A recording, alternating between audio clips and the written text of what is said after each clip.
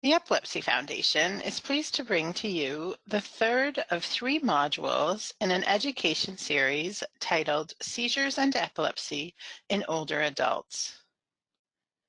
This series of learning is brought to you with support from Synovian. My name is Dr. Elaine Kyriakopoulos, and I'd like to extend a warm welcome to everyone who's joined us today.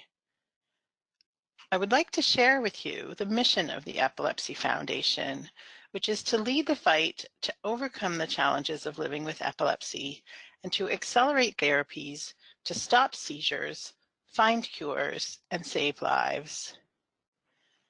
The Epilepsy Foundation and our partners are also committed to working to ensure that older adults living with epilepsy receive the best care possible to improve both health outcomes and quality of life. I'd like to review with you the format for today's webinar. Throughout the presentation, all phone lines will be muted. However, we'd like to encourage everyone to submit their questions at any time during the webinar. And to do so, you can type your questions into the question window on the GoToWebinar panel and click Send. We'll read your questions aloud and address them during the question and answer portion of the webinar. Please try to keep your questions general in nature, as the webinar is intended for educational purposes. This webinar does not take the place of individual medical advice. This webinar will be recorded and available for viewing and listening on epilepsy.com. I am so pleased to introduce to you Lindsay Schomer. Lindsay is an epilepsy nurse practitioner and coordinator of the Epilepsy Center at Dartmouth-Hitchcock Medical Center in Lebanon, New Hampshire, providing comprehensive clinical care in both the inpatient and outpatient settings. She's an instructor of neurology at the Geisel School of Medicine at Dartmouth College, and prior to joining Dartmouth, she trained at the Massachusetts General Hospital Institute of Health Professions, earning a dual degree as both an adult and women's health nurse practitioner. Her clinical research interests are focused on the psychiatric and social comorbidities of epilepsy. Lindsay, welcome. We're so glad to have you with us as our faculty speaker today. I'm so glad to be here. Thank you so much for having me. There are no speaker disclosures for today's webinar. Today's webinar, Module 3 of our 3-part series, will focus on the impact and risks of epilepsy in older adults. We will provide for you today a review of both emotional and physical impacts of epilepsy, a review of the impact of treatment in epilepsy. We'll describe known risks of seizures and epilepsy in older adults. We'll help you to understand independent living challenges older people face after receiving a diagnosis of epilepsy. We'll also review special considerations in nursing home patients and describe different caregiver stress which may present. We'd also like to provide for you today a review of seizure first aid. We're going to go ahead and start today's webinar with a quick review of who is impacted by epilepsy. We have shared with you previously during this webinar series that epilepsy can affect anyone, and that's a really important thing to remember. Epilepsy affects all ages, from newborns to the elderly.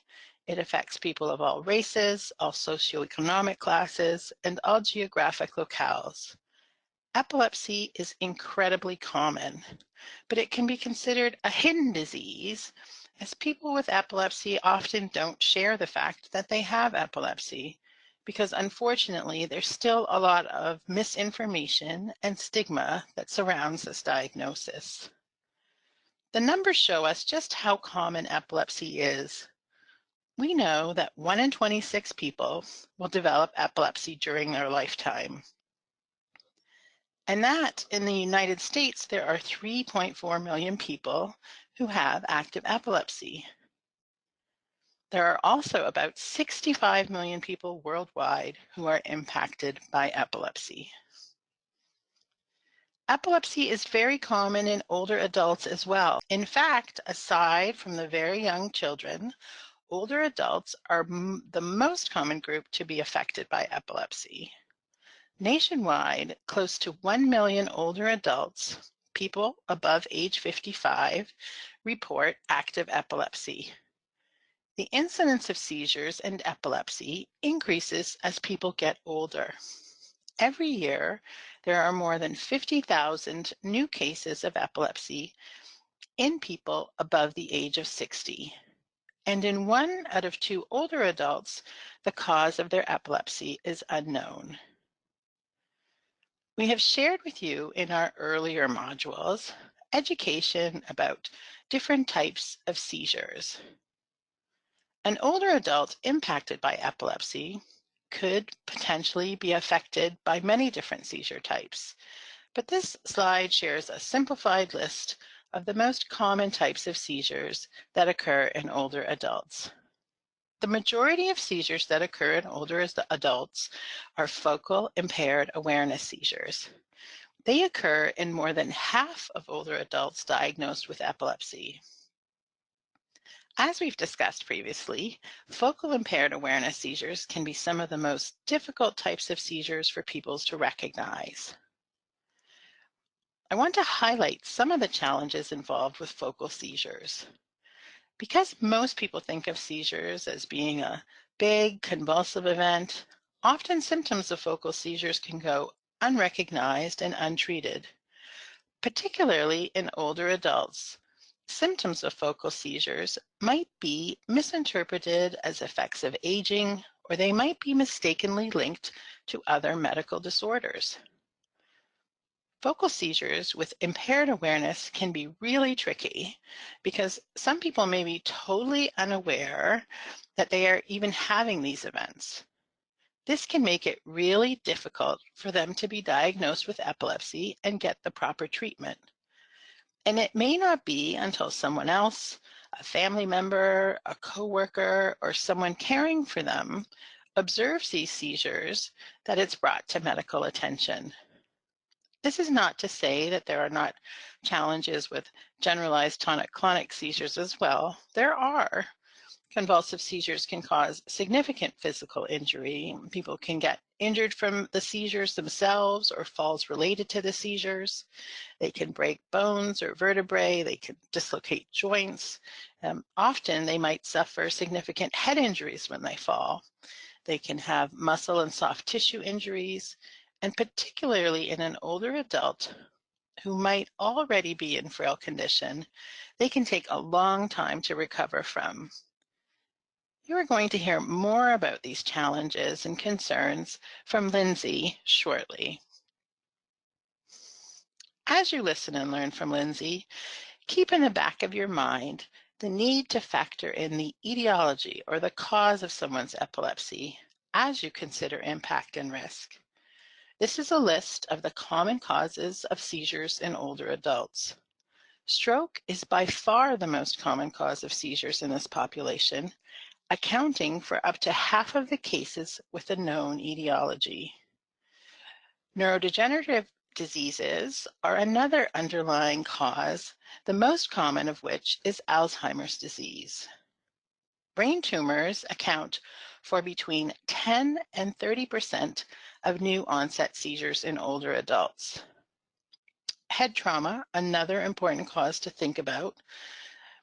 And in the elderly, the most common cause of head trauma is falls, where someone might hit their head and develop bleeding either inside the brain or outside the brain and compressing the brain that can cause seizures. Another thing we must consider when we think about impact and risk in any disease are the type of treatments available to treat that disease. Once we've diagnosed someone as having epilepsy, what treatments are available to help this person?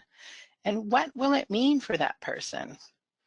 The first line of therapy in epilepsy is anti-seizure medications. There are many different medications to choose from and multiple things to consider when choosing an anti-seizure medication for a patient. Now, overall, medications work pretty well with 2 out of 3 people with epilepsy having their seizures well controlled by taking medications. That, of course, means that in 1 out of 3 people with epilepsy, they will not be controlled or seizure-free with medications alone. In these people, we'll often consider other treatment strategies, including epilepsy surgery or neuromodulation. We know that there are certain types of diets, such as the ketogenic diet, that can reduce seizures in certain people. And then there are investigational medications we can also try. All of these options are on the table for an older adult, but a thorough evaluation to see if they are able to tolerate a treatment or therapy is going to be key. As again, the impact of the treatment and risks associated with the treatment will drive decision making. At this time, I'm going to hand things over to Lindsay, who will take us through impact and risks of seizures and epilepsy for older adults. Lindsay? Great, thank you, Elaine. So we know that in everyone, not just in older adults, but in everyone, that epilepsy is much more than just seizures. There are a lot of co-occurring symptoms or conditions, things that we call comorbidities, that impact the individual with epilepsy as well as their caregivers. Sometimes these comorbidities can have an even bigger impact on the quality of life than the seizures themselves. That is why it is so important that we try to understand and educate ourselves on these topics. I would like to begin by talking about some of the emotional and cognitive impacts that we frequently observe in older adults with epilepsy. Now, some of these impacts can be directly related to seizure activity, but others may be related to the side effects of the medications or other therapies used to control the seizures. Impacts can range from emotional stress, embarrassment, and anger to more significant comorbid psychiatric diagnosis like depression or anxiety. It is important to recognize the range of emotional impacts, as the more pathologic comorbidities may require additional evaluation and treatment, and may also require an adjustment to the approach for how a person's seizures are being treated. Cognitive impacts are also frequent in epilepsy. Impaired memory and decreased thinking, or executive functioning, can impact a person from day to day. These changes can be due to comorbid illnesses or may be directly related to the seizures and their treatment. Studies have shown that all persons with epilepsy are at increased risk for being diagnosed with concomitant psychiatric disorder as compared to the general population. It is also known that in older adults with epilepsy, there is a higher incidence of depression. For these reasons, it is very important to screen for depression, not only to be aware and be able to treat it in our patients, but also to be able to help guide therapy for their epilepsy. Knowing about comorbid depression will help in making the right choice of the appropriate anti-seizure medication. We don't want to choose that one that may exacerbate an underlying mood problem. Additionally, some medications may have a positive impact on mood. So, if we know that our patient is struggling with depression, we may try to choose an anti-seizure medication that can benefit both their epilepsy and their depression. Since older people are at especially high risk of polypharmacy and the negative effects of polypharmacy, choosing a medication that may help with more than one issue may be particularly beneficial in these particular patients. The reason for increased depression in people with epilepsy is multifactorial. We know that seizures and other abnormal electrical activity in the brain can result in neurochemical imbalances that are responsible for setting the stage for depression and anxiety. Additionally, as we just mentioned, anti-seizure medications may worsen or even bring about depression or other psychiatric symptoms in our patients. This doesn't mean it's okay to stop taking the medication, because the seizures themselves are typically more dangerous, but it is an important discussion to have between patient and the healthcare provider if these symptoms are occurring. Whether or not the medication should be adjusted or changed is an important discussion to have. And finally, elevated stress about seizures and increased potential for injury can contribute to depression and anxiety in patients. Seizures can be unpredictable, and this is frightening to many people. Recognizing this concern and reassuring patients about what is being done to keep their seizures controlled for them as safe and as possible is important. So keeping your patients as safe as possible is important. Now we will look a little more closely at cognition and epilepsy in older adults. We know that both seizures themselves and the medications that we use to treat them can have a negative impact on memory, even in people without pre-existing memory and cognitive dysfunction. In the elderly, this picture becomes increasingly more complicated. One thing that will keep coming up is careful selection of anti-seizure medication. Here, we are going to discuss how it could contribute to polypharmacy and cognitive dysfunction in older adults. Some anti-seizure medication may have a more favorable side effect profile than others. We also know that the elderly may be more sensitive to the side effects from medications in general, as well as those negative effects of polypharmacy that we talked about earlier. Thus, we will likely try to avoid an anti-seizure medicine that could worsen memory and cognition further. However, this is not always possible. In any and every case, anti-seizure medication choice, dosing, titration, and monitoring is going to be critical to success. What type of memory is effective? Well, we know that while we most frequently hear complaints about worsening short-term memory, long-term memory can also be affected. I think it is also important to mention that all types of memory can be affected, and that often the memory weaknesses that a person expresses can correlate with where their seizures are originating from.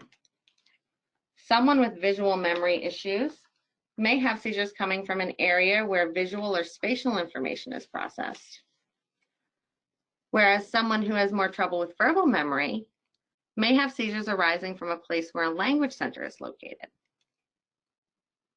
People may have trouble with processing speeds, attention, or other working memory tasks if their seizures are affecting the regions of their brain that are responsible for those tasks.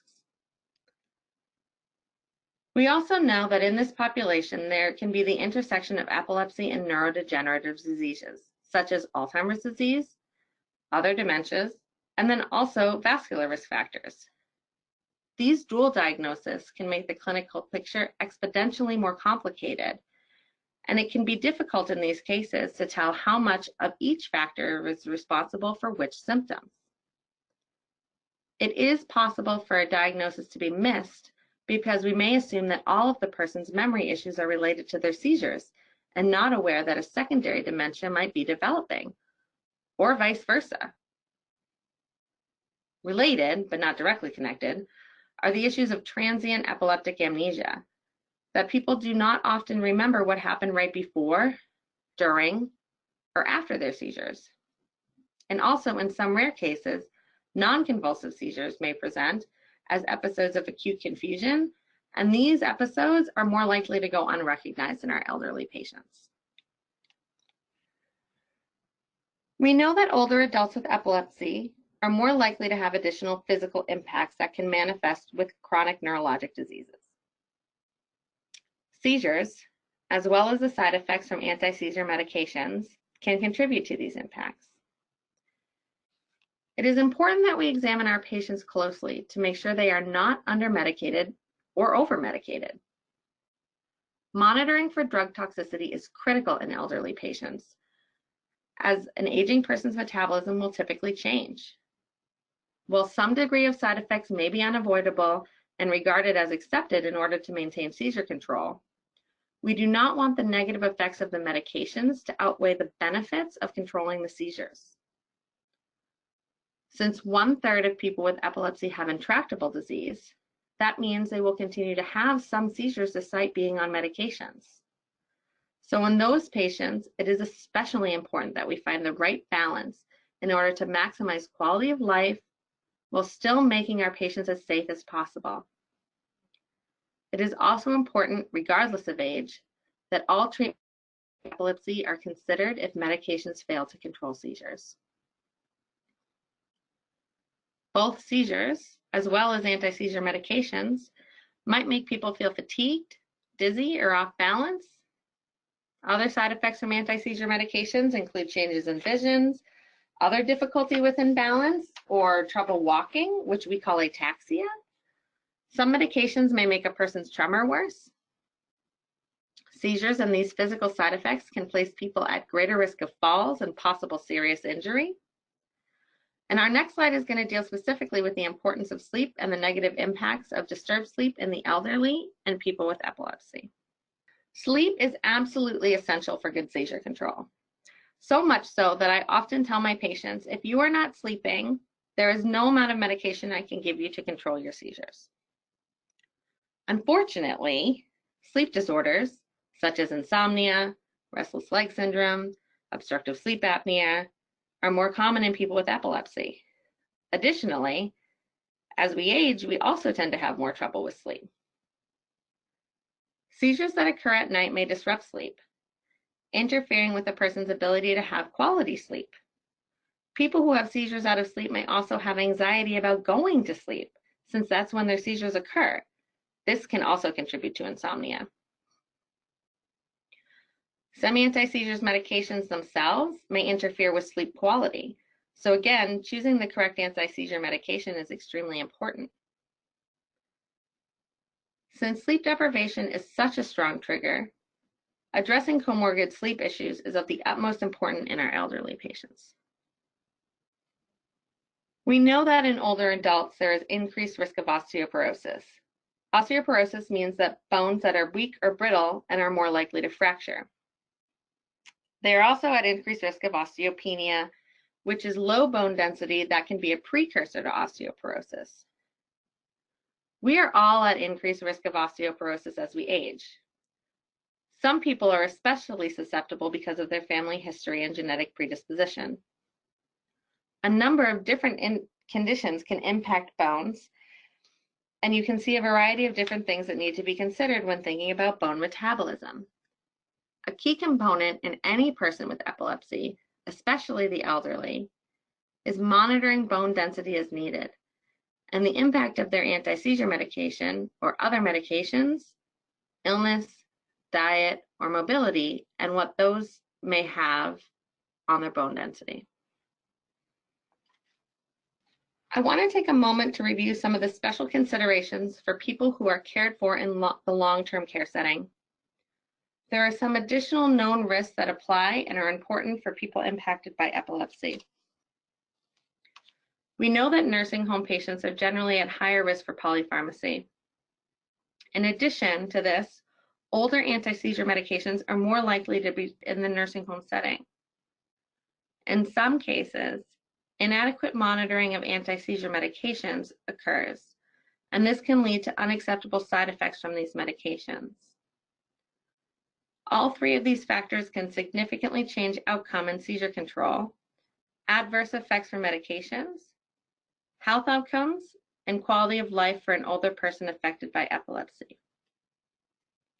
It is important that a regular review of medications occur, that all potential seizure medications be considered, and that the appropriate monitoring of anti-seizure medications is completed, as best suited for each individual person's circumstances.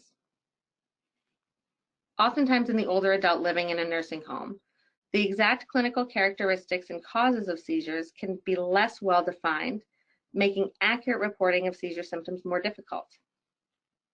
It is important to make sure that any staff caring for a person with seizures in the nursing home be aware of what the patient's seizures look like and what the appropriate response is to a seizure.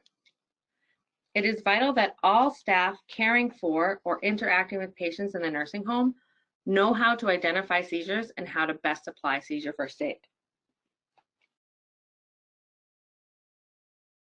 In general, falls are a concern for every elderly person. Simply put, they can be a major cause of morbidity and mortality in this population. An older person on anti-seizure medications is at a higher risk of falling, even higher than they would be otherwise. This is partially due to the side effects of the anti-seizure medication. However, other factors may contribute as well. Seizures themselves are a risk factor for falls, so making sure we have people on the right type and the correct amount of medication to control their seizures is extremely important. Additionally, other unrelated comorbidities may increase a person's risk for falls. As we get older, we are more likely and more at risk for other age-related diseases.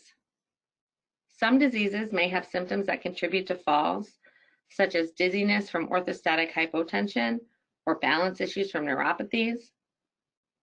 Other diseases like diabetes and cardiac disease require additional medications, and those medications have their own side effects, and those medication side effects might contribute to falls. This is one of the things that we talk about when we discuss the risks of polypharmacy. Another thing is that there might be interactions between a person's different medicines. So it is possible that a patient may tolerate a medication fine on its own, but once you add a second medication, it could make the first medication's level go too high. Or the opposite could be true, where the second medication could make the first medication ineffective. So you can see the more comorbidities a person has, the more additive risk they have. We know that in the US, about 1% of ambulatory older adults are prescribed anti-seizure medication. And that number climbs to about 10% for nursing home residents. We know that the remaining ambulatory is important for a patient's overall health, independence, and quality of life. So it is important to keep in mind that when we are prescribing anti-seizure medicine for our elderly patients. All of those things have to be weighed when we are caring for an elderly patient with epilepsy. We have to make sure that we are doing our best not to over-medicate and cause increased risk. But again, seizures themselves are a risk factor for falls. So in the same way, we want to make sure that we are not over-medicating our patients. We want to make sure they are adequately treated for optimal control of their seizures and limit the morbidity and mortality risks that seizures can bring. Another risk in epilepsy is status epilepticus. Status epilepticus is a medical emergency. Children and the elderly have the highest incidence of status epilepticus. Because of their general health, older individuals are much more likely than younger persons to have more severe consequences from their seizures. Status epilepticus occurs when a seizure is prolonged, meaning it lasts longer than 5 minutes, or when seizures occur repeatedly, close together, and the person does not recover between seizures. There are different types of status epilepticus, convulsive and non-convulsive, and there is a high mortality rate associated with convulsive status epilepticus in the elderly. We think the aging body and brain and altered pharmacokinetics likely contribute to poor outcomes that are seen in status epilepticus in the elderly. Non-convulsive status epilepticus can be difficult to identify in the elderly person with epilepsy. Oftentimes, it is missed as it is ascribed to confusion or cognitive issues related to dementia in the elderly. Non-convulsive status often requires evaluation with EEG to confirm the diagnosis or to rule it out. It is important to note that just because non-convulsive status is not convulsive, it does not mean that it is not dangerous and that it does not require treatment. Prolonged seizures of any type can have severe consequences, and seizures become more difficult to control the longer the seizure goes on.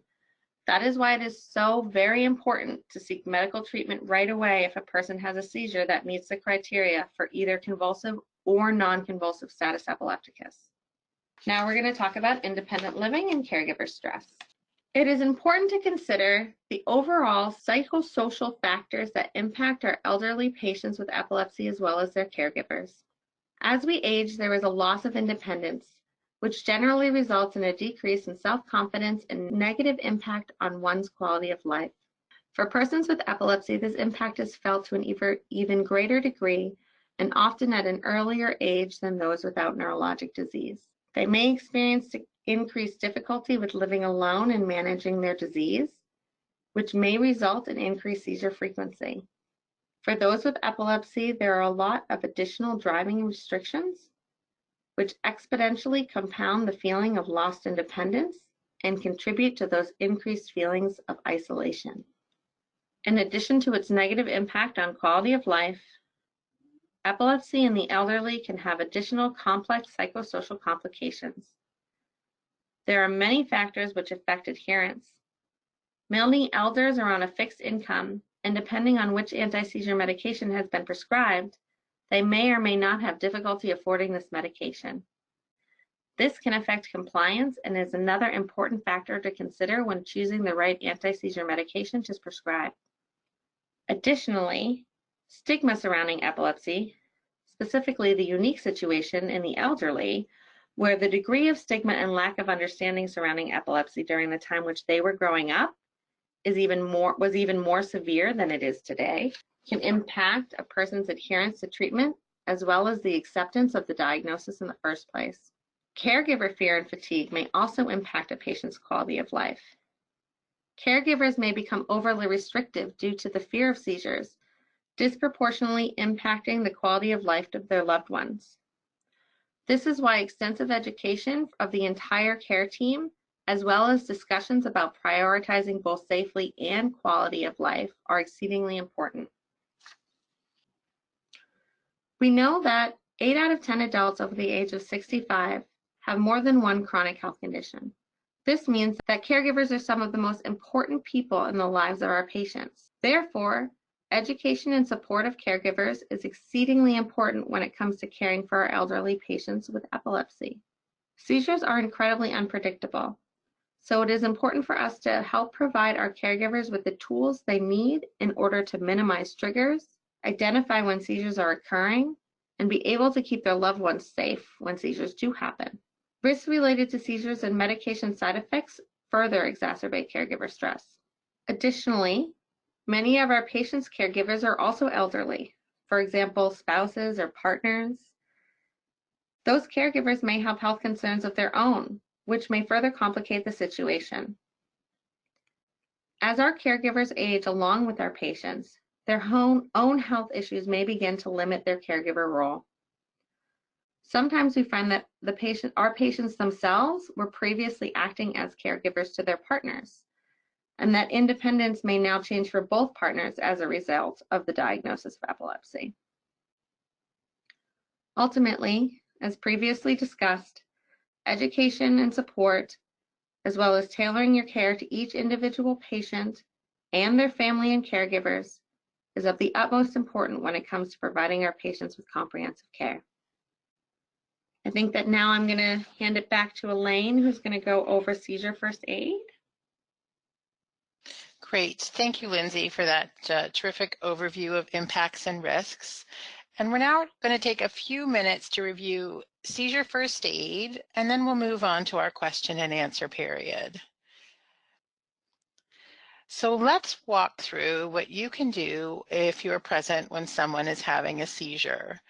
Remembering that there are many different types of seizures, and clearly you'll need to tailor your response appropriately. But there are some common principles that apply. So first, if you're present when a person is experiencing a seizure, you want to stay with that person. If the person is having a generalized convulsion, it can be alarming to watch if you've never seen one before. But it's important to remain calm and to try to keep others around you calm. In the hospital or nursing home, a caregiver would have knowledge of a person's medical history, but if you are out in the public, you will want to check for a medical ID. In both cases, you'll also want to begin timing the seizure. Next, you're going to want to keep the person safe. So you should move any harmful, sharp, or hard objects out of the way. And if the person happens to have the type of seizure where they wander, you want to try to gently guide them away from dangerous situations like staircases if they're indoors, or if they're outdoors, situations like traffic or terrain that is rocky or uneven where they might fall and injure themselves. If a person loses consciousness, you want to gently guide them to the floor or ground if you can. And the next thing you're going to do for that person is to turn them onto their side. And this helps to make sure that they don't choke on their saliva, and also helps to keep that airway open. You'll want to put something soft and relatively flat under their head and loosen any tight clothing like ties or scarves that might be around the neck.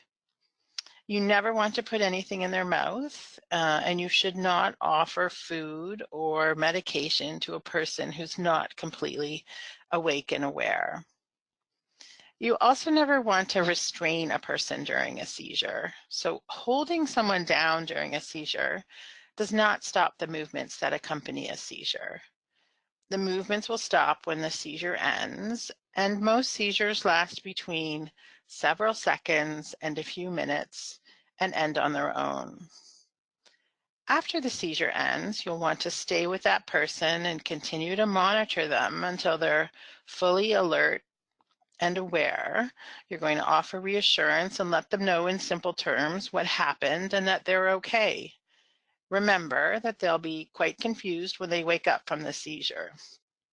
If the seizure has occurred outside of a hospital or other care facility, remember to offer to call a loved one to help to return them home safely. Now, most seizures are not medical emergencies, but there are instances where 911 should be called. And these include if a seizure lasts longer than 5 minutes, or if a person has repeat seizures in succession without returning to their baseline between seizures. 911 should also be called if there is any difficulty with breathing. If the seizure occurs in water, 911 should be called as a medical exam should happen even if the person has returned to their baseline. And that's because of the risk the person may have inhaled or aspirated water and the impact that this could potentially have on cardiorespiratory function. If a person is injured during the seizure, or the person is pregnant or in any type of medical distress, or if a person does not return to their usual state after a seizure, 911 should be called. If it's a person's first seizure, 911 should be called and they should be taken for evaluation. All first seizures need to be evaluated. Now, if you've called 911, if you're outside a care setting like a hospital or a nursing home, and you've called 911, when the paramedics arrive, you're going to want to share information about how long the seizure lasted and a description of what you observed during the seizure. Now, if you're in a hospital or long-term care setting, and the only person that is with the individual having a seizure, the same applies. So when your colleagues, when other nursing staff or physicians come to the person's aid, you're going to want to be able to report both the length of the seizure and anything that you observed during the seizure. That brings us to the end of our webinar, and I'd like to take this opportunity to thank Lindsay Schomer for sharing her time and her expertise with us today. I'd also like to take this opportunity to share with you resources where you can continue to learn about epilepsy and its impact and risks for older adults. You can visit www.epilepsy.com or call the Epilepsy Foundation's 24/7 helpline to access learning, resources, and support. You can also call your local Epilepsy Foundation office in your state, and there you'll be connected to additional support and resources, as well as programs and services.